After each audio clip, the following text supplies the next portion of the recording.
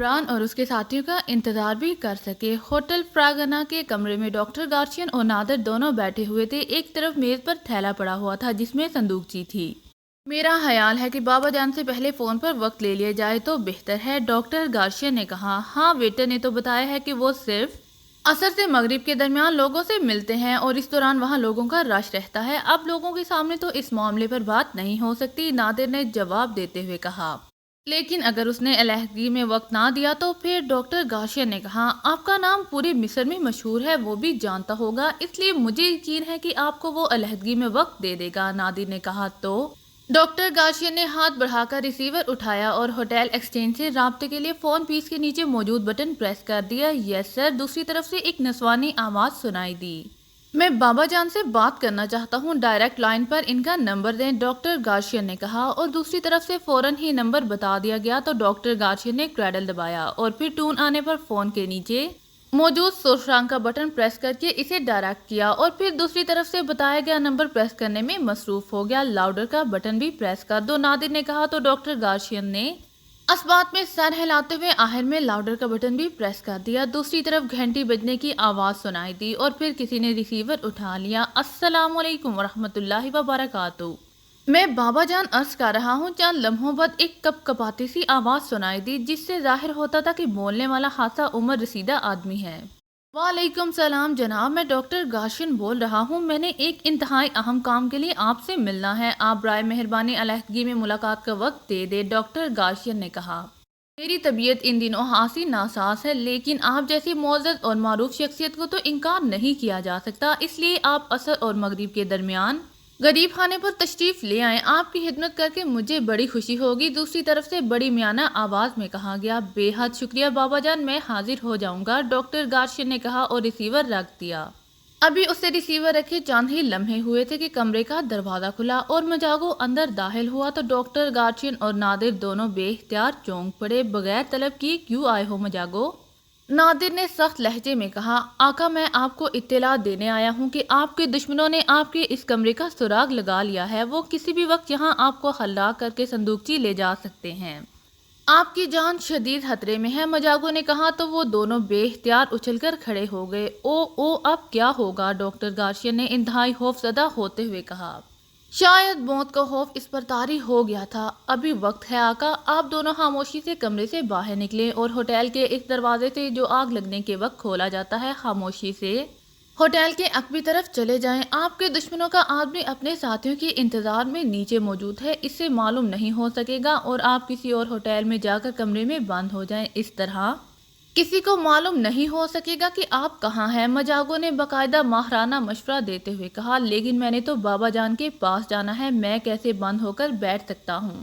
Doctor گارشین نے ہونٹ چباتے ہوئے کہا۔ آپ ان کے پاس جائیں، اپنی جیپ میں نہیں بلکہ ٹیکسی میں، وہ آپ کی جیپ کو ہی چیک کرتے رہ جائیں گے، اس بار نادر نے کہا اور مجاگو نے بھی اپنا بڑا سا سر اسبات میں ہلا دیا۔ ٹھیک ہے، آؤ چلیں، اور مجاگو تم ہماری اس دروازے تک رہنمائی کرو جس کے بارے میں تم بتا رہے تھے، ڈاکٹر گارشین نے سائڈ پر موجود صندوقچی والا تھیلا اٹھاتے ہوئے کہا۔ میں دوسروں کے سامنے نہیں آ سکتا، صرف آقا نادر کو نظر آ سکتا ہوں، آقا نادر میرے پیچھے اور آپ آقا نادر کے پیچھے چلیں، میں آپ کو باہر پہنچا دیتا ہوں، مجاگو نے کہا اور تیزی سے کمرے سے باہر چلا گیا۔ اس کے پیچھے نادر اور اس کے پیچھے ڈاکٹر گارشین باہر آ گیا۔ ڈاکٹر گارشین نے دروازہ بند کیا اور پھر تیزی سے مڑ کر اس طرف کو بڑھ گیا جدھر نادر جا رہا تھا، پھر لفٹ کے ذریعے نیچے جانے کی بجائے وہ عقبی طرف موجود پتلی سی مخصوص سیڑھیاں اترتے چلے گئے اور تھوڑی دیر بعد ان کے سامنے موجود ایک اور دروازہ خود بخود کھل گیا اور پہلے نادر اور پھر ڈاکٹر گارشین اس کے پیچھے باہر آ گیا۔ اب وہ ہوٹل کی عقبی سمت میں تھے۔ تھوڑا آگے جانے کے بعد انہیں ایک خالی ٹیکسی مل گئی۔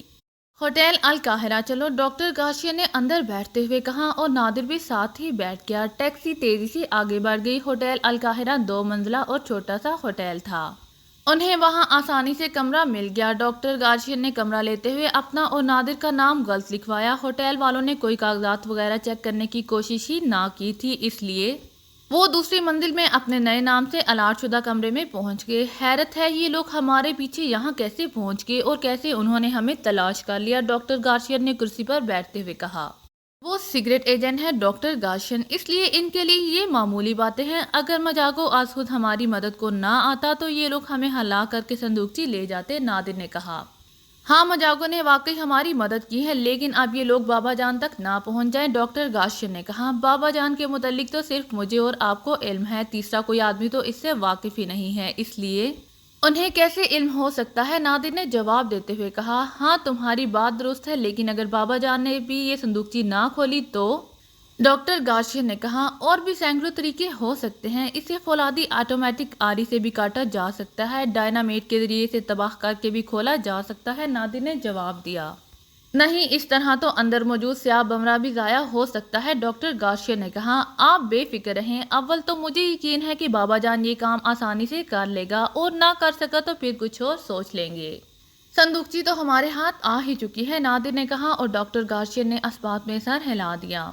قاہرہ کی وسیع و عریض جامع مسجد شہر کے گنجان آباد علاقے میں تھی، اس کے چاروں طرف گنجان آباد مارکیٹیں تھیں۔ اس مسجد کی شمالی طرف بابا جان کا ایک چھوٹا سا لیکن صاف ستھرا گھر تھا۔ اس گھر کے بعد آگے دور تک اوپر سے بند ایک مارکیٹ تھی جسے تیزاب مارکیٹ کہا جاتا تھا۔ اس مارکیٹ میں چھوٹی بڑی بے شمار ایسی دکانیں تھیں جہاں کیمیکلز اور صنعتوں میں استعمال ہونے والا تقریباً ہر طاقت کا تیزاب بند ڈبوں میں ہی فروخت ہوتا تھا، اور کم مقدار میں کھلا تیزاب بھی۔ ان دکانوں پر بعض اوقات اس قدر طاقتور تیزاب بھی ہوتے تھے کہ اگر اس کے چند قطرے انسانی جسم پر پڑ جائیں تو جسم فوراً گل سڑ جاتا تھا۔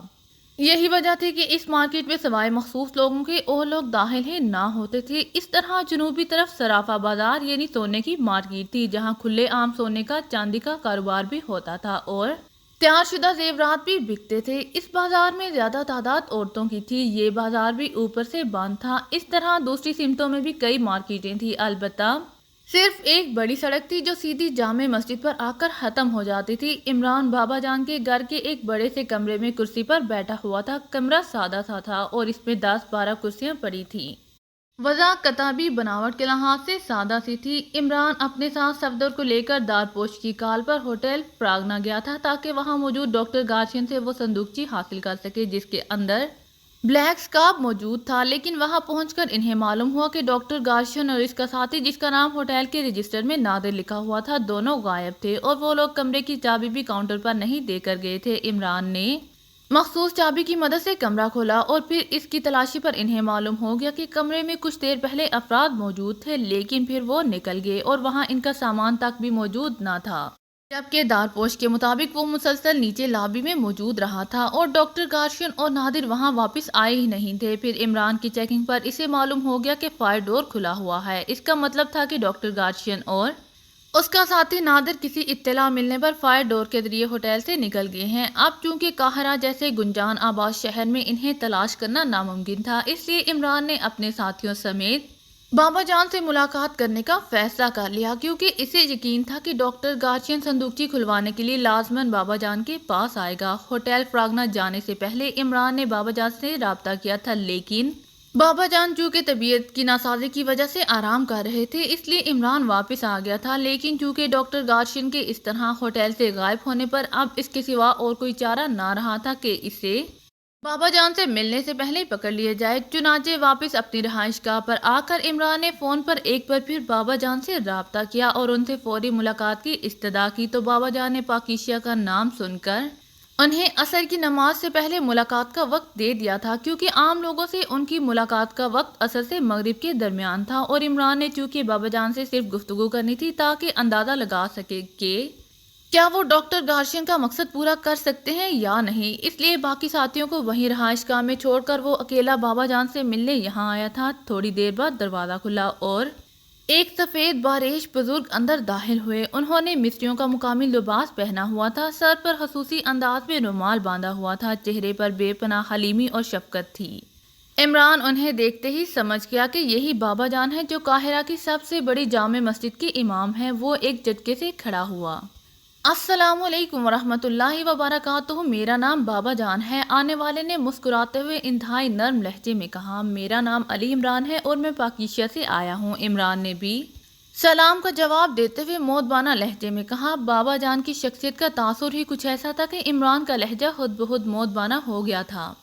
بیٹھو بیٹی اور بتاؤ کہ میں تمہاری کیا خدمت کر سکتا ہوں، بابا جان نے ایک کرسی پر بیٹھتے ہوئے کہا۔ تو عمران نے انہیں مختصر طور پر اس صندوقچی اور اس کے اندر بند بلیک اسکارپ یعنی سیاہ بمرے اور پھر اس کے کھلنے سے مسلمانوں کے ساتھ ہونے والے مبینہ معاملات کے بارے میں تفصیل بتا دی۔ جو تم نے بتایا ہے وہ میں نے سن لیا ہے اور کافی حد تک مجھے پہلے سے معلوم تھا، لیکن کافی باتیں مجھے تمہاری زبان سے معلوم ہوئی ہیں جن کے لیے میں تمہارا شکریہ ادا کرتا ہوں، لیکن اس سلسلے میں تمہاری کیا مدد کر سکتا ہوں؟ بابا جان نے کہا۔ اس صندوقچی پر کسی قدیم لیکن روشنی کی عظیم شخصیت کی مہر لگی ہوئی ہے۔ گوشت شیطان کے پیروکاروں نے کنواں اوپن کر کے صدیوں بعد یہ صندوقچی حاصل کر لی ہے، لیکن وہ اسے کھول نہیں پا رہے، جبکہ میں چاہتا ہوں کہ اس صندوقچی کو اس طرح ضائع کر دیا جائے کہ آئندہ کبھی یہ سلسلہ سامنے نہ آ سکے۔ مجھے معلوم ہوا ہے کہ ڈاکٹر گارشین جس کی تحویل میں یہ صندوقچی ہے، وہ اسے کھلوانے کے سلسلے میں آپ سے ملاقات کے لیے قندوز سے قاہرہ آیا ہے۔ عمران نے کہا۔ مجھے معلوم ہے، اس کا فون آیا تھا اور وہ مجھ سے ملاقات کرنا چاہتا تھا۔ میں نے اسے عصر سے مغرب کے درمیان ملاقات کا وقت دیا ہے، بابا جان نے کہا۔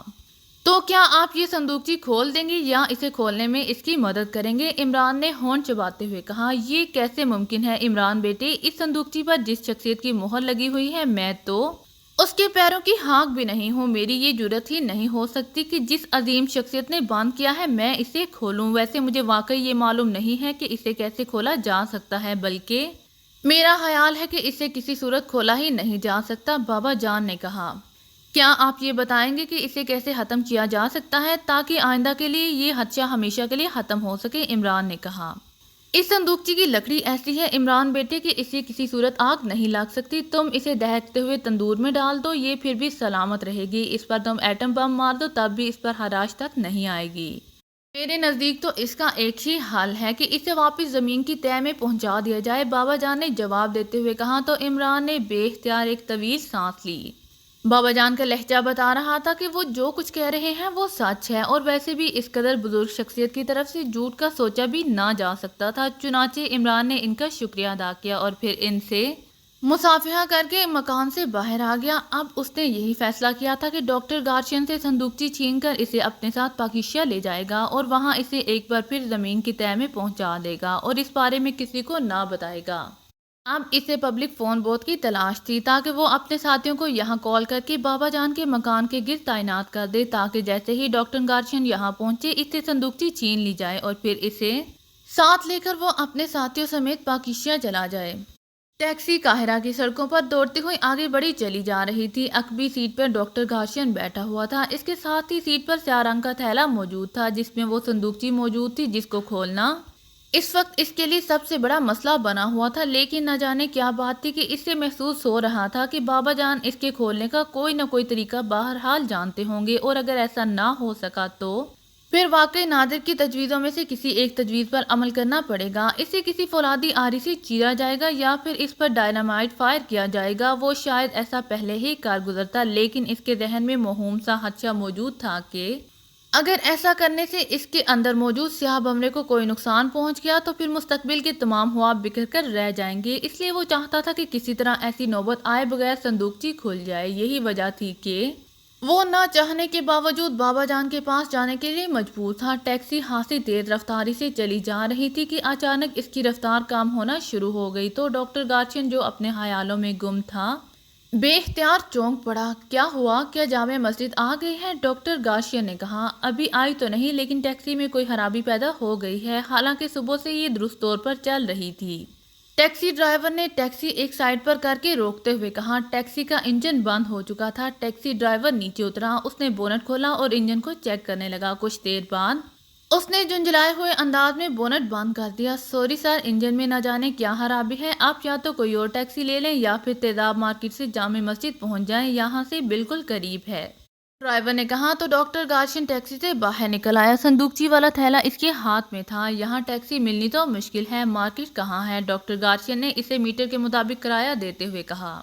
یہ سامنے بائیں طرف جو اوپر سے بند گلی ہے سر، یہ تیزاب مارکیٹ ہے، آپ اسے کراس کریں گے تو جامع مسجد آ جائے گی، صرف 5-10 منٹ کا راستہ ہے، ٹیکسی ڈرائیور نے اشارہ کرتے ہوئے کہا۔ تو ڈاکٹر گارشین سر ہلاتا ہوا مارکیٹ کی طرف چل پڑا۔ میں مجاگو ہوں آقا۔ اچانک ڈاکٹر گارشین کے کانوں میں آواز پڑی تو وہ بے اختیار چونک پڑا۔ وہ اس وقت مارکیٹ سے چند قدم کے فاصلے پر تھا۔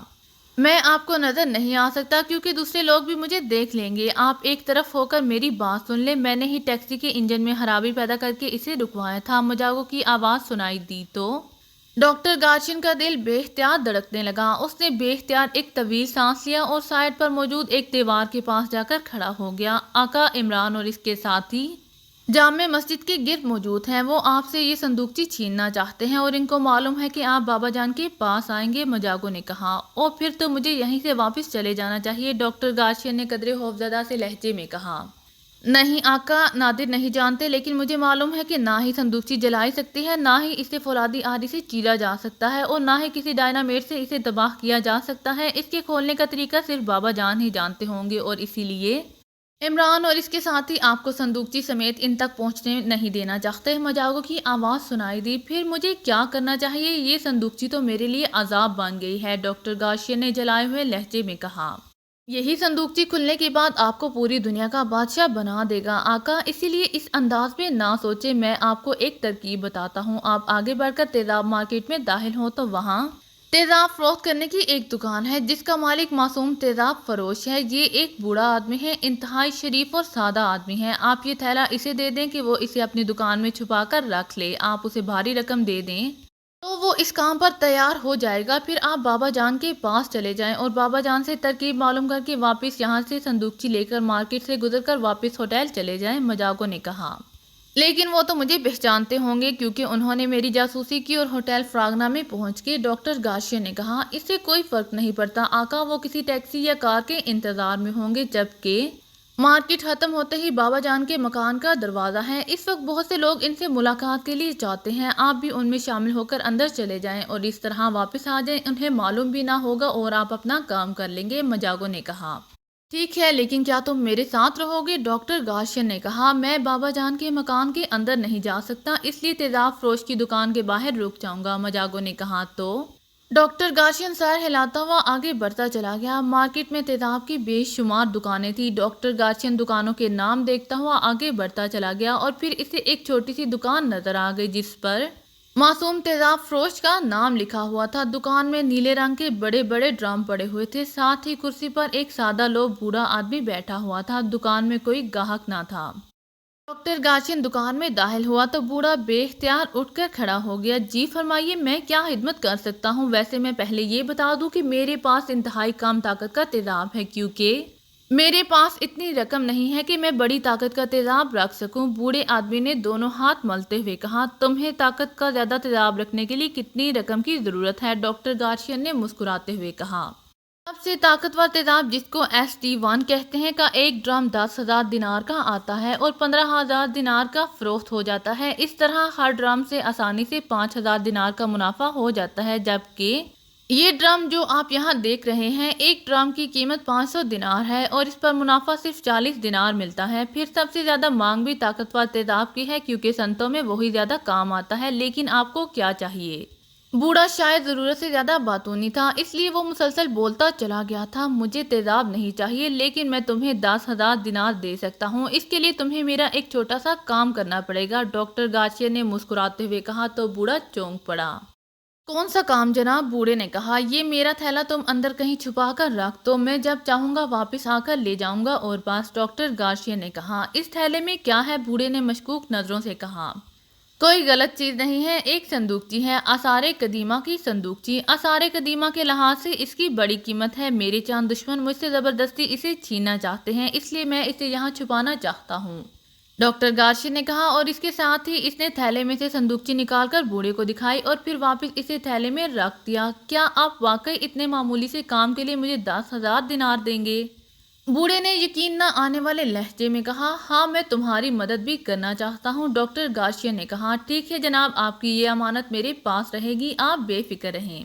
بوڑھے نے آگے بڑھ کر ڈاکٹر گارشین کے ہاتھ سے تھیلا لیا اور پھر مڑ کر اندر کی طرف موجود ایک ریک کی طرف بڑھ گیا۔ اس نے ریک میں وہ تھیلا رکھ دیا۔ ڈاکٹر گارشین نے مطمئن ہو کر جیب سے 1,000 دینار پر مشتمل 10 نوٹ نکال کر بوڑھے کو دیے تو بوڑھا بے اختیار خوشی سے اچھل پڑا۔ آپ کا بے حد شکریہ، اب میں جلد ہی طاقتور تیزاب بیچ کر مالدار ہو جاؤں گا۔ آپ کب تک واپس آئیں گے؟ بوڑھے نے انتہائی مسرت بھرے لہجے میں کہا۔ ٹھیک ہے، جو چاہے کرو، بس اس تھیلے کی حفاظت کرنا، میں جلد آ کر واپس اسے لے جاؤں گا، ڈاکٹر گارشین نے کہا۔ آپ قطعی بے فکر رہیں جناب، بوڑھے نے بڑے پر اعتماد لہجے میں کہا تو ڈاکٹر گارشین سر ہلاتا ہوا مڑا اور دکان سے باہر آ کر آگے بڑھ گیا۔ تھوڑی دیر بعد وہ بابا جان کے مکان کے ایک کمرے میں موجود تھا۔ اس کی شخصیت کو دیکھتے ہوئے اسے عام لوگوں سے علیحدہ کمرے میں بٹھایا گیا تھا۔ تھوڑی دیر بعد بابا جان اندر داخل ہوئے تو ڈاکٹر گارشین ان کے احترام میں بے اختیار اٹھ کھڑا ہوا۔ آپ کی مہربانی جناب کہ آپ نے مجھے وقت دیا، ڈاکٹر گارشین نے کہا۔ ایسی کوئی بات نہیں، میں اتنا اہم آدمی نہیں ہوں جتنا آپ سمجھ رہے ہیں، میں تو ایک عام سا آدمی ہوں۔ یہ تو صرف اللہ تعالیٰ کا کرم ہے کہ اس نے مجھے توفیق دی ہے کہ میں مخلوق خدا کے کسی کام آ جاتا ہوں۔ آپ فرمائیے میں کیا خدمت کر سکتا ہوں؟ بابا جان نے دھیمے لہجے میں کہا تو گارشین نے انہیں صندوقچی کے بارے میں بتانا شروع کر دیا۔ زیادہ تفصیل بتانے کی ضرورت نہیں ہے جناب، آپ سے پہلے ایک پاکستانی صاحب بھی اسی سلسلے میں آئے تھے، لیکن میں نے انہیں بھی عرض کیا تھا اور آپ سے بھی عرض کر رہا ہوں کہ یہ صندوقچی کسی صورت بھی نہیں کھولی جا سکتی۔ ویسے وہ صندوقچی ہے کہاں؟ بابا جان نے کہا۔ آپ کیوں پوچھ رہے ہیں؟ ڈاکٹر گارشین نے چونک کر قدرے مشکوک لہجے میں کہا۔ یہ سن کر کہ عمران وغیرہ بابا جان سے پہلے ہی مل چکے ہیں، وہ اب ذہنی طور پر بابا جان سے بھی برگشتہ ہو چکا تھا، اس لیے محترم کہ اس پر قدیم دور کی عظیم شخصیت کی مہر ہے اور اس مہر کی زیارت ہی میرے لیے سب کچھ ہے۔ بابا جان نے جواب دیا۔ وہ تو بینک کے لاکر میں ہے، بہرحال شکریہ، اب مجھے اجازت دیں، اب میں اسے کسی اور طریقے سے کھولوں گا، ڈاکٹر گارشین نے اٹھتے ہوئے کہا۔ یہ بھی بتا دوں جناب کہ یہ صندوقچی ایسی لکڑی سے بنائی گئی ہے کہ نہ تو اسے جلایا جا سکتا ہے، نہ ہی اسے کسی بھی طرح کاٹا جا سکتا ہے، اور اگر اس پر ایٹم بم بھی مار دیا جائے تب بھی اس پر کوئی اثر نہیں ہوگا، اس لیے آپ ایسا نہ سوچیں۔ بابا جان نے اٹھتے ہوئے کہا۔ دیکھ لوں گا، بہرحال میں نے اسے کھولنا ہے، ڈاکٹر گارشین نے قدرے غصیلے لہجے میں کہا، اور بغیر سلام دعا کیے وہ تیزی سے مڑا اور کمرے سے باہر نکل کر تیز تیز قدم اٹھاتا تیزاب مارکیٹ کی طرف بڑھتا چلا گیا۔ ویسے عمران اور اس کے کسی ساتھی سے اس کا ٹکراؤ نہیں ہوا تھا، شاید وہ اس طرف تھے جدھر سے بڑی سڑک جامع مسجد کی طرف آتی تھی۔ تھوڑی دیر بعد وہ اس بوڑھے کی دکان پر پہنچ گیا۔ بوڑھا گہرے نیلے رنگ کے ایک بڑے ٹرم کے ساتھ کھڑا تھا، اس کے ہاتھوں پر سلیٹی رنگ کے دستانے تھے، اس نے جسم پر کسی مخصوص پلاسٹک کا باقاعدہ ایپرن پہنا ہوا تھا۔ ڈاکٹر گارشین کے قدموں کی آواز سن کر بوڑھا مڑا، اس کے ساتھ ہی اس کے چہرے پر یکلہت انتہائی مسرت کے تاثرات ابھر آئے۔ آئیے جناب آئیے، یہ دیکھیے دنیا کے سب سے طاقتور تیزاب کا ڈرم، میں اسے چیک کر رہا تھا، ادھر قریب آ کر دیکھیے، یہ سنہری رنگ کا ہے، مکمل خالص۔ بوڑھے نے انتہائی مسرت بھرے لہجے میں کہا تو ڈاکٹر گارشین نے دیکھا کہ ڈرم کا ڈھکن ہٹا کر ایک طرف رکھا ہوا تھا۔ آپ نے اتنی جلدی اسے منگوا لیا؟ ڈاکٹر گارشین نے حیرت بھرے لہجے میں کہا۔ مجھے دور تو نہیں جانا تھا، یہ اسی مارکیٹ سے ہی مل جاتا ہے، اور ہاں مجھے انہوں نے 500 دینار مزید رعایت بھی کر دی ہے، بوڑھے نے مسرت بھرے لہجے میں کہا۔ ٹھیک ہے، میرا تھیلا دے دو، میں نے واپس جانا ہے، ڈاکٹر گارشین نے قدرے اکتائے ہوئے لہجے میں کہا۔ جی اچھا، آپ کی امانت ہے، لے لیں، بوڑھے نے کہا، اور اس کے ساتھ ہی اس نے ہاتھ بڑھایا اور ڈرم کے پیچھے ریک میں پڑا ہوا تھیلا اٹھایا اور ہاتھ کھینچا ہی تھا کہ اچانک تھیلا ایک جھٹکے سے ڈرم کے اندر جا گرا اور اس سے جو چھینٹے اڑے تو ڈاکٹر گارشین کے حلق سے یکلہت چیخیں نکل گئیں۔ اسے یوں محسوس ہوا تھا جیسے اس کے جسم میں کئی گرم سلاخیں اتر گئی ہوں۔ وہ لڑکھڑاتا ہوا پیچھے ہٹا۔ او یہ کیا ہوا؟ او یہ تھیلا تو ڈرم کے اندر جا گرا ہے، او ستیہ ناس ہو گیا، اس میں تو دنیا کا سب سے طاقتور تیزاب موجود تھا، تھیلے کا ہینڈل گل گیا اور تھیلا اندر جا گرا، بوڑھے نے یکلہت چیختے ہوئے کہا۔ اس نے چونکہ مخصوص ایپرن باندھ رکھا تھا اس لیے تیزاب کے چینٹوں نے اس پر اثر ہی نہ ڈالا۔ کیا کہہ رہے ہو؟ میرا تھیلا یہ کیا کر دیا ہے تم نے، گدھے الو؟ ڈاکٹر گارشین نے اپنی تکلیف بھول کر حلق کے بال چیختے ہوئے کہا۔ جناب میرا کوئی قصور نہیں ہے، میں نے جان بوجھ کر تو نہیں گرایا جناب، بوڑھے نے انتہائی رحم طلب نظروں سے ڈاکٹر گارشین کی طرف دیکھتے ہوئے کہا۔ لیکن ڈاکٹر گارشین مکمل غصے سے چیخے جا رہا تھا۔ وہ صندوقچی اندر صحیح سالم ہوگی، اسے باہر نکالو۔ اچانک ایک خیال کے آتے ہی ڈاکٹر گارشین نے چیختے ہوئے کہا۔ اس کا بس نہیں چل رہا تھا کہ اس بوڑھے کو بھی اٹھا کر اسی ڈرم کے اندر پھینک دے۔ اس کے چیخنے کی وجہ سے ادھر ادھر کے کئی افراد دوڑتے ہوئے وہاں پہنچ گئے۔ نکالو میری صندوقچی، نکالو، باہر نکالو۔ ڈاکٹر گارشین کسی مشین کے سے انداز میں مسلسل چیخے جا رہا تھا۔ عمران اپنے ساتھیوں سمیت اس وقت بابا جان کے ایک کمرے میں موجود تھا۔ انہیں یہاں آئے ہوئے ابھی چند ہی لمحے گزرے تھے کہ دروازہ کھلا اور بابا جان اپنے مخصوص لباس میں اندر داخل ہوئے۔ ان کے چہرے پر مسکراہٹ تھی۔ سلام دعا کے بعد ان کی نظریں جیسے ہی جولیا پر پڑیں وہ تیزی سے آگے بڑھے اور انہوں نے جولیا کے سر پر ہاتھ رکھ کر اسے اس طرح دعائیں دینا شروع کر دیں جیسے وہ ان کی حقیقی بیٹی ہو، اور जूलिया का चेहरा फरते मुसर्रत से खिल उठा था। मेरी बेटी, तुम इन सब से ज्यादा मेरे लिए काबिल एहतराम हो, बाबा जान ने जूलिया को दुआएं देते हुए कहा और फिर एक तरफ मौजूद कुर्सी पर बैठ गए। हाँ इमरान बेटे, तुम कोई खास बात मुझे बताने आए हो तो बताओ, बाबा जान ने इमरान से मुखातिब होकर कहा। बाबा जान, वो संदूक थी जिसके बारे में आपने बताया था कि इस पर एटम बम भी पड़ जाए तब भी इसका कुछ नहीं बिगड़ सकता, वो मुकम्मल तौर पर ख़त्म हो गई है। इमरान ने मुस्कुराते हुए कहा। अच्छा, वो कैसे? बाबा जान ने मुस्कुराते हुए कहा। हम आपके मकान के बाहर डॉक्टर गार्शियन के इंतजार में मौजूद थे ताकि इससे वो संदूकची वापस हासिल कर सके, लेकिन हम इंतजार करते रहे, वो नहीं आया। हम मायूस होकर वापस जाने का सोच ही रहे थे कि अचानक आपके मकान की शुमाली तरफ से हमें किसी के चीखने और लोगों के दौड़ने भागने की आवाजें सुनाई दी, तो हम भी इधर गए तो ये तेजाब फरोशों की मार्केट थी। वहाँ एक छोटी सी दुकान के सामने लोगों का जमघटा मौजूद था। हमने एक आदमी से पूछा तो उसने बताया कि इंतहाई ताकतवर तेजाब के ड्रम में किसी डॉक्टर का थैला अचानक गिर गया है। इस पर हम आगे बढ़े तो वहाँ डॉक्टर गार्शियन मौजूद था, एक बूढ़ा भी मौजूद था और इस मार्केट के अंदर और लोग भी। वो डॉक्टर गार्शियन को यकीन दिला रहे थे कि ये इंतहाई ताकतवर तरीन तेजाब है, इसमें तो फौलाद भी पानी बन जाता है, इसका थैला और संदूकची कैसे बच सकती है। लेकिन वो इस बात पर मिसर था कि इस संदूकची को नहीं कुछ हो सकता। चुनाचे इसकी तसल्ली के लिए लोगों ने मखसूस दस्ताने और लिबास पहने और फिर एक अजीब साख्त के किसी अजीब सी दांत के डोल से ड्रम के अंदर से तेजाब निकालकर एक बड़ी सी छल्ली में से गुजारकर दूसरे ड्रम में डाला जाता रहा, हत्ता कि ड्रम को भी उठाकर छलनी पर पलट दिया गया। ड्रम खाली हो गया लेकिन छल्ली में कुछ भी ना था, जिस पर डॉक्टर गार्शियन वाही तबाही बकता हुआ वहां से चला गया। फिर इस बूढ़े से मालूमात की गई तो इसने बताया कि डॉक्टर गार्शियन इसके पास आया, उसे 10,000 दिनार दिए कि वो इसका थैला अपने पास रख ले और इसकी हिफाजत करे, और खुद चला गया। बूढ़े ने 10,000 दिनार से वही मार्केट से इंतहाई तेज और ताकतवर तेजाब का ड्रम खरीदा और वो ड्रम का ढक्कन हटाकर इसे चेक कर रहा था कि डॉक्टर गार्शियन वापस आ गया। उसने अपना थैला वापस मांगा। वो इसे रैक में से उठाकर थैला दे रहा था कि उससे ख्याल नहीं रहा कि इसके हाथ पर चढ़े हुए दस्ताने पर ताकतवर तेजाब लगा हुआ है। इस तेजाब ने फौरी तौर पर कपड़े के थैले का हैंडल गला दिया और थैला ड्रम के अंदर गिर गया और ताकतवर तेजाब की वजह से पानी बन गया। इमरान ने तफसील बताते हुए कहा। ओ अल्लाह ताला का करम हो गया। अल्लाह ताला बिला शुबा और शुबा कादिर मुतलक है। जो चीज़ ना आग में जल सकती थी और ना ही किसी और तरह तोड़ी जा सकती थी, इसे तेजाब ने गलाकर पानी कर दिया। बाबा जान ने मुस्कुराते हुए कहा। वैसे एक बात पूछना चाहता हूँ कि इस ब्लैक्स का मतलब है स्याह बमरे को इस तरह संदूकची में बंद करना और फिर इसका सदियों तक जमीन में दफन रहना और फिर मौजूदा दौर में तेजाब से गल जाना, ये सब क्या है? क्या सदियों पहले इस ब्लैक स्कार्फ को किसी और अंदाज में खत्म ना किया जा सकता था? इमरान ने कहा तो बाबा जान बेख्तियार मुस्कुरा दिए। अल्लाह ताला की रमज़े अल्लाह ताला ही बेहतर जानता है बेटे। जिस चीज़ ने तेजाब से ख़त्म होना था वो तेजाब से ही ख़त्म हो सकती थी, लेकिन इस दौर में तेजाब ईजाद ही नहीं हुआ था, इसलिए सदियों तक ये चीज़ ज़मीन की तहों में महफूज पड़ी रही और फिर आखिरकार अपने इंजाम को पहुंच गई। तुम्हें ये सब सोचने की बजाय इस बात पर खुश होना चाहिए कि अल्लाह ताला के फजलो करम से अब इस ब्लैक स्कार्फ से क़यामत तक शैतान कोई फ़ायदा ना उठा सकेगा। और ये सब वाकई तुम्हारी हिम्मत और कोशिश है कि तुमने पूरी दुनिया के मुसलमानों के तहफ़्फ़ुज़ के लिए इस पर काम किया है, बाबा जान ने मुस्कुराते हुए कहा। ये सब अल्लाह ताला का करम है बाबा जान। बुराई का मंबा अपने अंजाम को पहुंच गया। अब हमें इजाज़त दें, इमरान ने उठते हुए कहा तो बाबा जान भी सर हिलाते हुए उठ खड़े हुए। हाँ एक बात, पाकिशिया जाकर आप सैयद चिराग शाह साहब को मेरा सलाम ज़रूर देना और उन्हें कह देना कि अल्लाह ताला के करम से मैंने उनके हुक्म की तामील कर दी है। वो मुझे ज़रूर दुआओं में याद रखें। अल्लाह हाफिज़, बाबा जान ने कहा और वापस मुड़े।